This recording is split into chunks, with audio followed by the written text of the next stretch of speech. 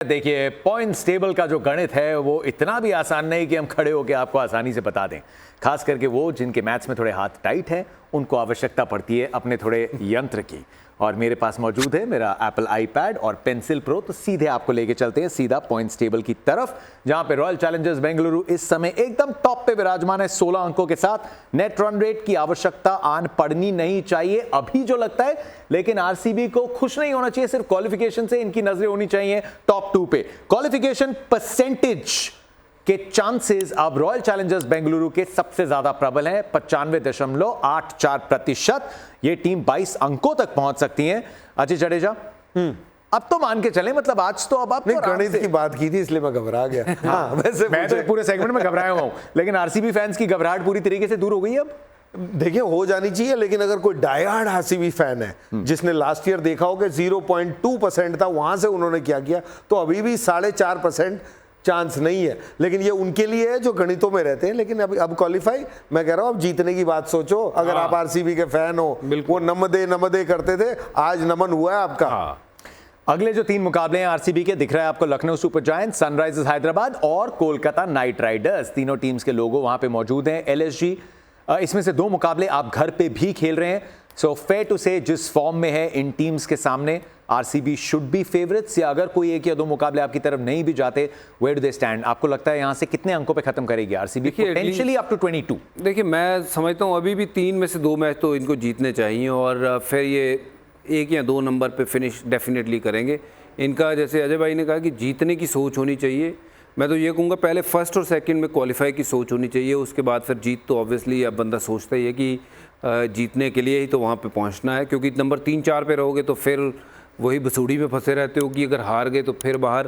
तो कहीं ना कहीं मुझे लगता है कि मुकाबले ज़रूर टफ हैं, टीमें तीनों ठीक हैं और they have got nothing to lose. Sunriser तो वो तो किसी को भी आके हरा भी सकते हैं, बट आरसीबी जैसी फॉर्म में है, they should remain there at number 1 और 2।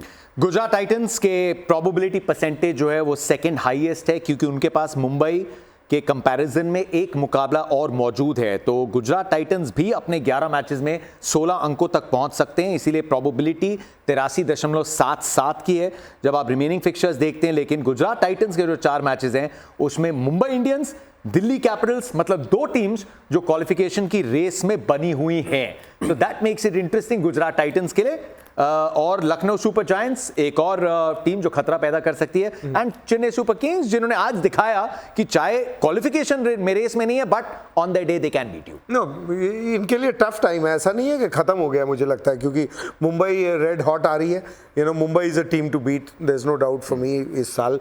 उसके बाद जो दिल्ली कैपिटल्स है उसका मैच, तब तक इनको उतनी प्रॉब्लम नहीं होगी अगर ये मुंबई से जीत चुके होंगे, लेकिन दिल्ली कैपिटल्स के लिए डू और डाई उस स्टेज पे बनी हुई होगी, क्योंकि दिल्ली कैपिटल्स इस वक्त शायद 5 नंबर पे है। तो वो 5-6 जो है वो उम्मीद पे जागे रहेंगे। तो वो वाला मैच आई थिंक बड़ा क्रूशल गेम है डीसी के लिए भी और जीटी के लिए, वो वाला जो अगला जीटी का मैच है। और फिर आखिरी में चेन्नई है, और आज सबने देखा है कि चेन्नई क्या कर सकती है, और specially when you have nothing to lose, वो आखिरी मैच होगा। जाते जाते धोनी कुछ ना कुछ तो दिखा के जाएगा, तो जो करना है जल्दी कर लो।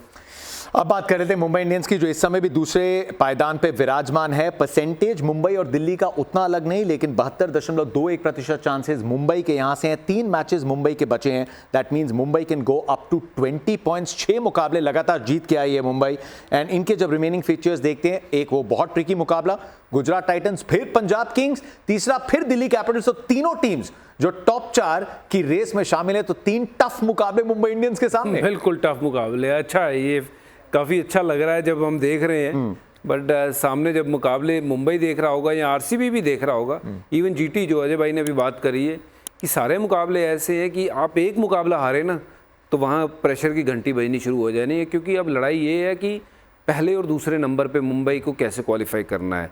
क्योंकि अगर मुंबई ये सोचे कि क्वालिफाई करना, क्वालिफाई तो वो कर जाएंगे एक मैच जीतते ही। 16 पे मुझे लगता है कि वो बाहर होंगे, बट 16 नहीं, उनको चाहिए 18 या 20, ताकि वो नंबर 1 और 2 का स्लॉट, फाइट असल उसकी है।